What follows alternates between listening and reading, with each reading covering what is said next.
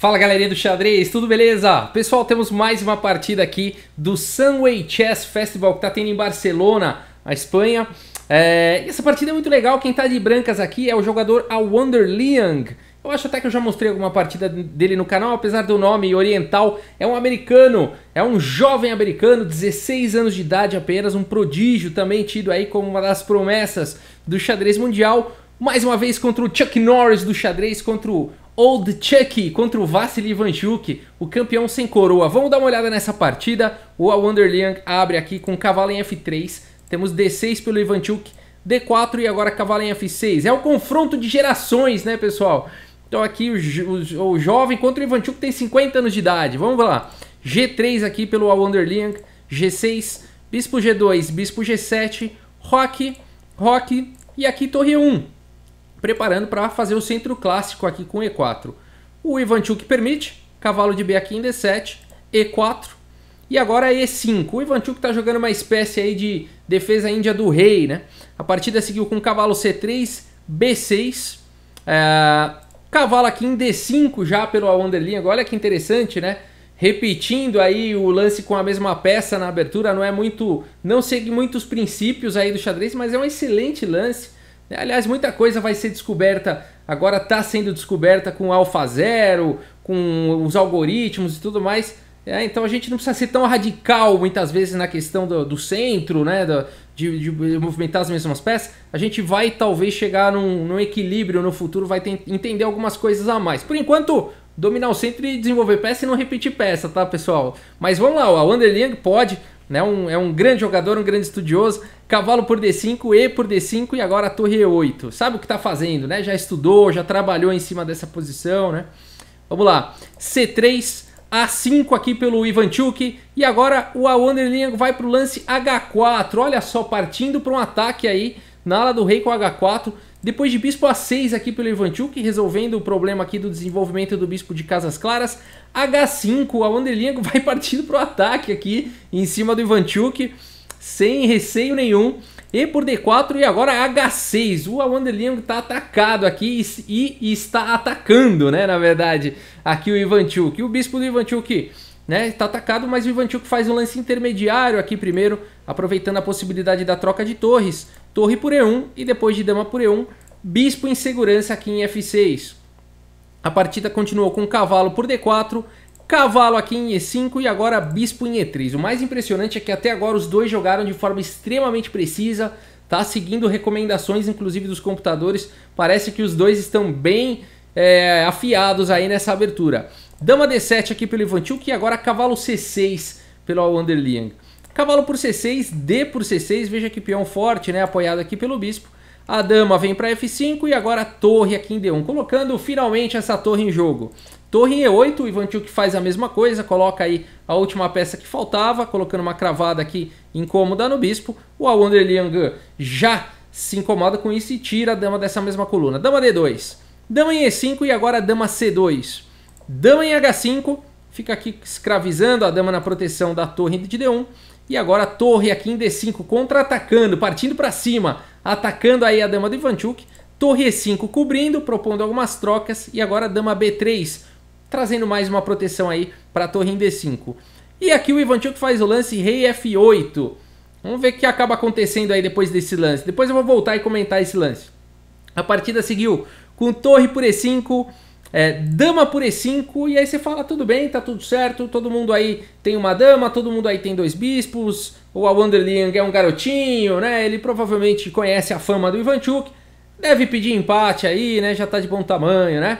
Então nessa posição o Alwonder Liang sacrifica o bispo em B6, o Alwonder Liang não quer saber, ele conhece a fama do Chuck Norris, conhece a fama do Ivanchuk, mas ele quer vencer a partida, ele vai pra cima com bispo por B6, sacrifica e o bispo vai para essa ideia fantástica, né? De abrir caminho aqui para o peão passado da coluna C. Olha que emocionante. O Ivanchuk aceita o sacrifício, claro, C por B6, dama por B6 e aqui dama B5. O Ivanchuk desesperadamente quer trocar essas damas aí, paralisar esse peão passado. A partida continua com dama em A7, evitando as trocas. E agora bispo G5 aqui pelo Ivanchuk. C7, avançando rapidamente com esse peão passado. Dama C5, Esse lance aqui propõe mais uma vez aqui a troca de damas, né? Afinal de contas o bispo, por enquanto, está controlando a casa de promoção do peão, né? E aqui você fala o seguinte, bom, o Ivanchuk tá realmente oferecendo o bispo para se livrar do peão passado, né? Ir para um final aí de bispos de cores opostas e tentar o empate, né? O Ivanchuk aqui já está tentando medidas extremas, mas o Wanderling não está interessado no empate. Ele continua com dama B8 cheque. Depois de rei E7, o lance de arremate aqui do garoto Wanderling. Bispo B7 nessa posição. O Ivanchuk abandona aí a partida, né? O que está acontecendo aqui? Vamos dar uma olhada. Opções, vai. Bispo por B7. Seguiria-se, né? Provavelmente com dama por B7. Não tem como segurar aqui a promoção desse peão, né? Não adianta o rei encostar porque o peão promove do mesmo jeito com cheque descoberto, tá? Então não tem como segurar aí o avanço desse peão, né? E seria um final ganho aqui, seriam duas damas, né, no tabuleiro. Então não teria problemas aqui para o garoto Wanderling vencer aí o Ivanchuk, né? Puxa, Rafael, que partida, né? Onde que o Ivanchuk errou, né? Qual que foi o problema aí? Bom, vamos olhar aqui as estatísticas e aí a gente volta para ver os erros. As estatísticas aqui do chess.com, olha só, dois monstros no tabuleiro, né? 97,8% de precisão para o garoto Wanderling contra 96,2% de precisão do Vassily Ivanchuk. É muita precisão dos dois lados. 17 foram os melhores lances do Wanderling, 16 do Ivanchuk, 2 lances excelentes para o Wanderling, 4 bons para cada um, 7 lances aí de livro, nenhuma imprecisão da Wanderling, apenas um erro, e aqui 2 imprecisões do Ivanchuk e 2 gafes, tá? Vamos dar uma olhada onde é que foram essas gafes aqui do Ivanchuk. O Ivanchuk teve 2 momentos aqui da partida que ele precisava desesperadamente ter jogado bispo C8. A primeira foi nessa posição aqui, tá bom? Então depois do sacrifício já... Eu até falei que ia comentar um lance antes do sacrifício, né? Nessa posição aqui que o Ivanchuk faz o lance rei F8, tá? De negras. O Ivanchuk poderia ter pensado em jogar aqui o lance dama E2, já prevendo o sacrifício em B6. Por exemplo, tá bom? Se aqui o Ivanchuk faz o lance dama E2, depois de torre por E5, bispo por E5 e bispo por B6, né? Se o Ivanchuk tivesse previsto aí essa ideia do sacrifício, ele podia ter seguido para essa linha, porque agora ele continuaria com bispo C4 aqui defendido pela dama. Essa seria a ideia de dama E2. E aí depois de dama em A4, por exemplo, ele teria esse recurso, mas é muito difícil de encontrar, né, tudo isso aqui no tabuleiro durante a partida, né? Então teria que prever o sacrifício do Wanderling e já encontrar esse recurso aqui no tabuleiro. Muito difícil, né?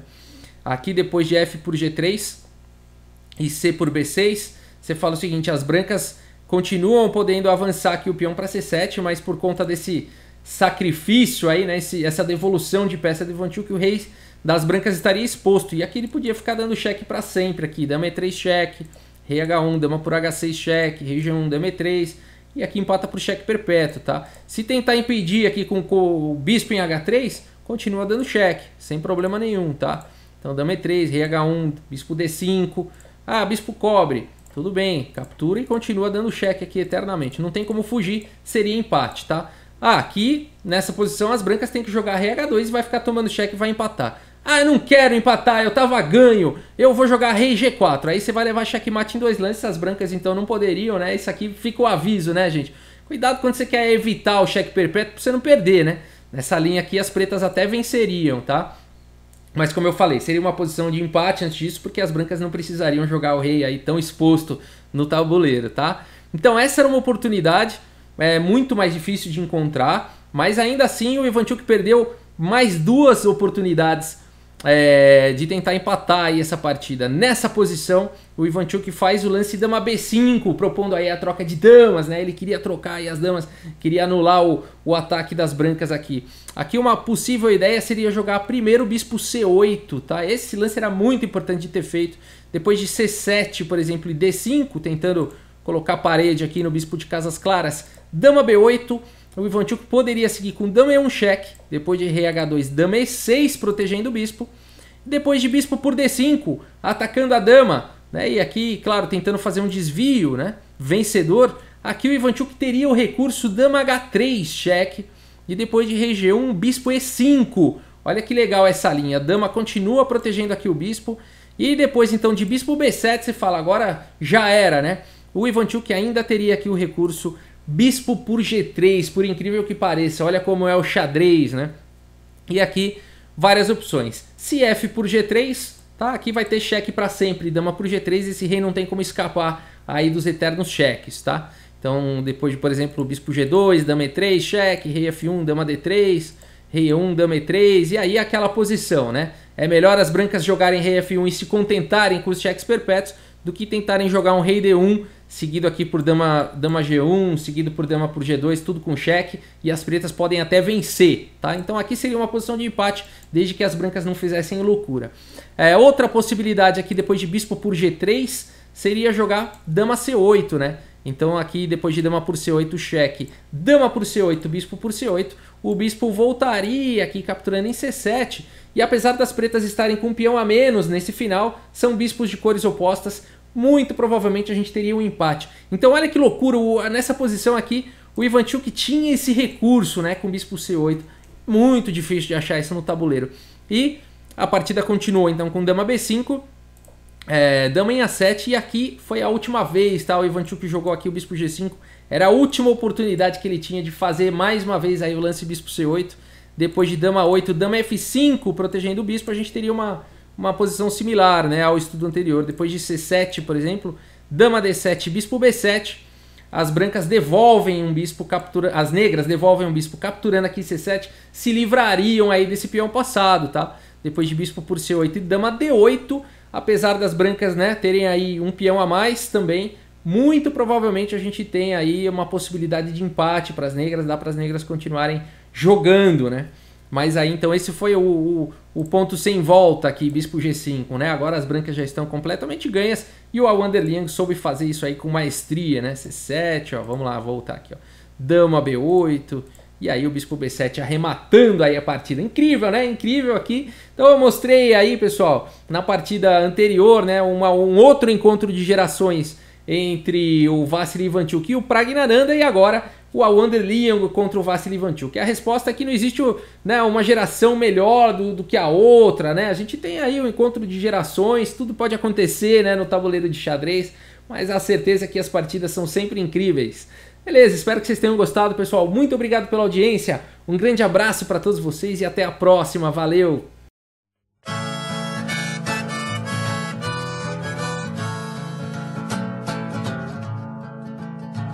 In New York City, summer's sweat, and the boys are rolling their cigarettes. The girls are singing into their phones, but Bobby Fischer is all alone.